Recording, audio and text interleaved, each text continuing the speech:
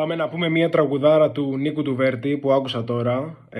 Μου κόλλησε τώρα και μου αρέσει πάρα πολύ. Και λέει το εξής.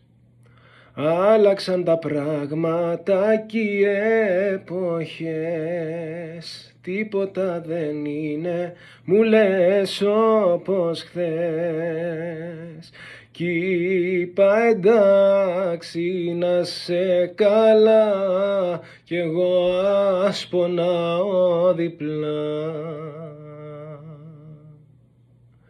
Κάποτε θα δεις πονάει η αγάπη, στο πρώτο σου δάκρυ θα με θυμηθείς. Κάποτε θα δεις τι ήμουν για σένα, με μάτια κλαμμένα θα έρθεις να με βρεις.